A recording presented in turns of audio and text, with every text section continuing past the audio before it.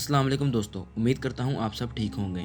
दोस्तों, आज की हमारी वीडियो का टॉपिक है दुनिया की सबसे बड़ी नमक की कान, जिसे ख्योड़ा साल्ट माइन कहा जाता है। इस वीडियो में हम आपको बताएंगे कि ख्योड़ा नमक की कान के साथ सिकंदर आजम, शहनशाह अकबर और महमूद गजनवी का क्या ताल्लुक है और इस कान से नमक कैसे निकाला जाता है। इसके अलावा दोस्तों, क्या आप ये जानते हैं कि ख्योड़ा की इस नमक की कान में से नमक के अलावा और कौन कौन सी मादनियात निकाली जाती हैं। इसके अलावा इस कान में टोटल नमक की कितनी कैपेसिटी मौजूद है और कितना नमक रोजाना की बिना पर इस कान में से निकाला जा रहा है। और इसके अलावा दोस्तों, हम आपको ये भी बताएंगे कि इस कान में से हासिल होने वाले नमक की सबसे पहले किसने और कब ट्रेडिंग शुरू की। तो दोस्तों, वीडियो को आखिर तक जरूर देखिएगा। चलते हैं आज के टॉपिक की तरफ। मेरा नाम है मोहम्मद रमीज और आप देख रहे हैं अपना पसंदीदा यूट्यूब चैनल मेरा पाकिस्तान।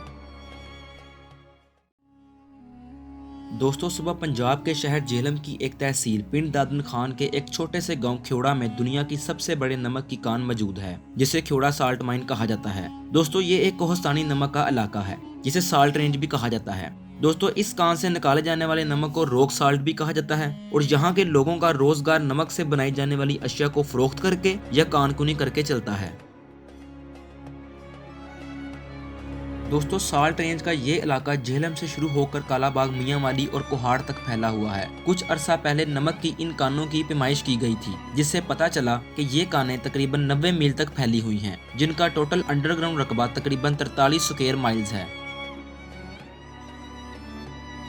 माहरीन का कहना है कि नमक के ये पहाड़ तकरीबन 3.5 से 5.5 अरब साल पुराने हैं। दोस्तों, 322 कबले मसीह में सिकंदर आजम राजा पोरस से जंग लड़ने के लिए कोहस्तान नमक के मशहूर इलाके नंदना से गुजर रहा था, तो इसने ख्योड़ा में क्याम किया और अपनी फौजें इन्हीं पहाड़ों में छुपा दी। कहा जाता है कि सिकंदर आजम का घोड़ा और इसके कुछ मवेशी बीमार हो गए, तो उन्होंने इन गारों की दीवारों को चाटना शुरू कर दिया, जिनसे उनकी तबीयत ठीक हो गई। ये देखकर सिकंदर आजम और उसके साथी बहुत हैरान हुए, तो उन्होंने भी जब दीवार को चाटा तो पता चला कि ये नमक है। इस तरह सिकंदर आजम ने इन कानों को दरियाफ्त किया। इसके बाद 11वीं सदी में महमूद गजनवी ने हिंदुस्तान को शिकस्त देकर ये इलाका जंजुआ खानदान को दे दिया और मुगलों के दौर में ये कानें शाही हुकूमत की तहवील में चली गईं। दोस्तों, बादशाह अकबर के दौर में लिखी जाने वाली मशहूर किताब आईने अकबरी में इस नमक को बैरूनी ममालिक बरामद करने का तज़किरा मौजूद है। इसके बाद ब्रिटिश दौर में 1849 में कानकुनी का बाकायदा आगाज हुआ और 1872 में रेलवे लाइन बिछाई गई, जिसमें घोड़ों की मदद से नमक को बाहर निकाला जाता था। इसके बाद 1925 में नमक को बाहर निकालने के लिए बिजली से चलने वाली ट्रेनों का इस्तेमाल किया गया।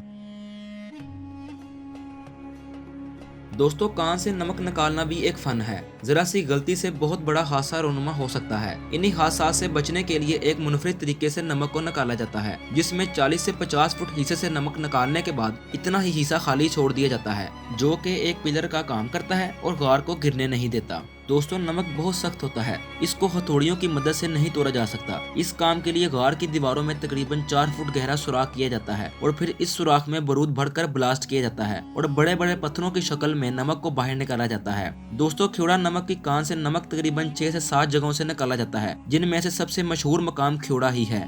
दोस्तों, इन कानों से निकाले जाने वाला नमक मुख्तलिफ रंगों और मुख्तलिफ शेडोज वाला होता है, जो कहीं पर साफ और शिफाफ तो कहीं पर सफेद और मट्टी वाला होता है। दोस्तों, दुनिया का सबसे खूबसूरत नमक जिसका रंग सुर्खी माइल होता है, वो नमक भी ख्योड़ा साल्ट माइन से निकाला जाता है। दोस्तों, ख्योड़ा नमक की कान में से रोजाना तकरीबन 20,000 मन और सालाना तकरीबन 800 मिलियन पाउंड नमक निकाला जाता है। नमक की इतनी वसी मिकदार निकालने के लिए तकरीबन 2,500 मजदूर रोजाना 3 शिफ्टों में काम करते हैं। एक रफली अंदाजे के मुताबिक ख्योड़ा नमक की कान में नमक की कुल मिकदार तकरीबन 22 मिलियन से 600 मिलियन टन है और कहा जाता है कि जिस मिकदार में इस कान से नमक निकाला जा रहा है, इस लिहाज से 350 साल तक इस कान में नमक मौजूद रहेगा। निकाले जाने वाले नमक का तकरीबन 60% हिस्सा सनती मकासद में इस्तेमाल किया जाता है।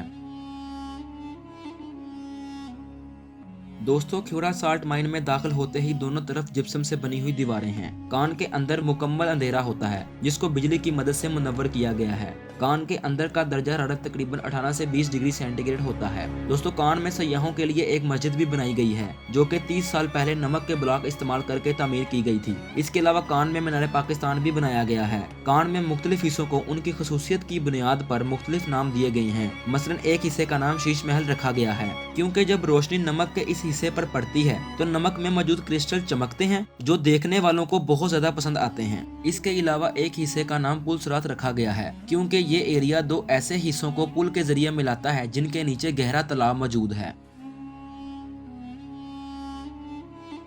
दोस्तों, नमक के अलावा इस कान में से जिप्सम, क्रोमियम, पोटाशियम और कैल्शियम के सल्फेट काफी मिकदार में निकाले जाते हैं और इसके साथ साथ lead, copper, iron, zinc, magnesium और मैंगनीज भी काफी हद तक एक्सट्रैक्ट की जाती हैं। दोस्तों, नमक की इस कान से पाकिस्तान सालाना तकरीबन 9 मिलियन रुपए बचत कमा रहा है। इसके अलावा इस कान में बड़े बड़े कई तालाब मौजूद हैं जो कि काफी हद तक गहरे हैं, लेकिन पानी नमकीन होने की वजह से इनमें कोई डूबता नहीं है।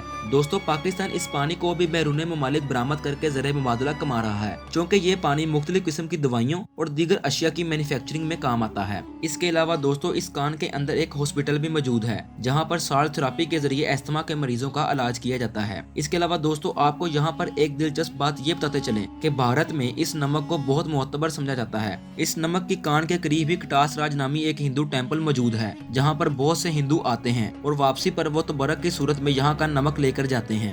दोस्तों, सालाना तकरीबन 2500 लोग इस खूबसूरत कान को देखने आते हैं, जिनमें गैर मुल्की सयाह काफी हद तक शामिल हैं। दोस्तों, आखिर में बस आपको एक मजे की बात ये बताते चलें कि इस ख्योड़ा साल्ट माइन में आप जितना भी चलें, आपका सांस कभी नहीं भूलेगा।